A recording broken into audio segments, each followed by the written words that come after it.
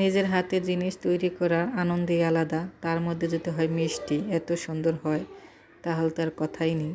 1 cup গুঁড়া দুধ দিয়ে আর একটা ডিম দিয়ে কি সুন্দর নরম তুলতুলে মিষ্টি বানিয়েছি। আসসালামু আলাইকুম, সবাই কেমন আছেন? আশা করি নিশ্চয়ই ভালো আছেন। আমি আলহামদুলিল্লাহ ভালো আছি। আজকে একটা ডিম আর 1 কাপ গুঁড়া দুধ দিয়ে নরম তুলতুলে মিষ্টি বানাবো। তো একটা ডিম নিয়েছি, 2 চামচ চিনি নিয়েছি আর 1 কাপ গুঁড়া দুধ।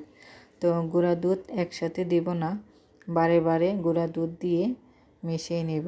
আর হাফ চামচেরও অনেক কম একটু বেকিং পাউডার দিয়েছি। তো মাখিয়ে নিচ্ছি।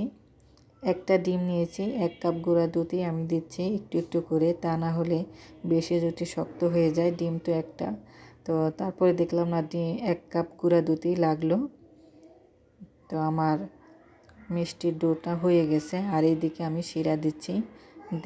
বড় গ্লাসে 1.5 গ্লাস পানি দিয়েছি, দিয়ে দিলাম 4 কাপের 2 কাপ চিনি আর 2টা এলাচ মুখটা আমি ফাটিয়ে দিয়েছি গন্ধের জন্য। এলাচের ঘ্রাণটা জানি ভালো মতন বের হয় এর জন্য। তো হাতে একটু ঘি মাখিয়ে নিলাম। এখন মিষ্টির শেপ দিব। তো আমি চমচমের শেপ দিচ্ছি, কেউ চাইলে গোল গোলও করতে পারেন। তো আমি এই যে চমচমের শেপ দিচ্ছি। আমার ভিডিওটি যে যেখান থেকে দেখতেছেন আপনাদের অসংখ্য ধন্যবাদ। আমার ভিডিওটি সবাই লাইক দিয়ে ভিডিও দেখবেন। আর আমার রেসিপিগুলো কেমন লাগে আপনাদের সুন্দর মতামত কমেন্টে জানাবেন। আপনারা কমেন্ট করলে আমার কিন্তু ভালো লাগে। আমি সবসময় সবার কমেন্ট পড়ি।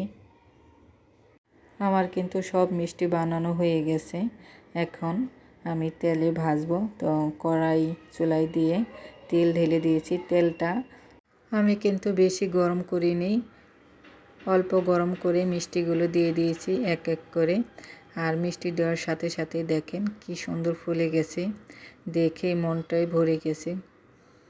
আর এই যে আমার লাল লাল করে ভাজা হয়েছে, ভাজা আমার হয়ে গেছে। এখন আমি এই মিষ্টিগুলো আমি শিরার মধ্যে দিয়ে দিয়েছি।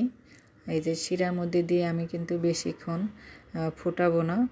আমি এখন চুলার আঁচটা বন্ধ করে দিয়েছি, চুলাটা বন্ধ করে দিয়েছি। ঢাকনা দিয়ে ঢেকে 2 ঘন্টা পরে আসলাম। এই তো আমার মিষ্টি প্লেটে বেড়ে নিয়েছি। মিষ্টির কালারটা দারুণ হয়েছে, একদম তুলতুলে নরম মিষ্টি হয়েছে দেখেন। আর মিষ্টির ভিতরে একদম সাদা হয়নি, আমার চিনিটা কিন্তু লাল ছিল। তো মিষ্টির মধ্যে কিন্তু চিনির শিরাটা গেছে, তো কালারটা একটু চেঞ্জ আসছে, কিন্তু খেতে কিন্তু দারুণ হয়েছে। যেমন নরম তুলতুলে, খেতে দারুণ মজা হয়েছে। আজকে এ পর্যন্ত, আল্লাহ হাফেজ।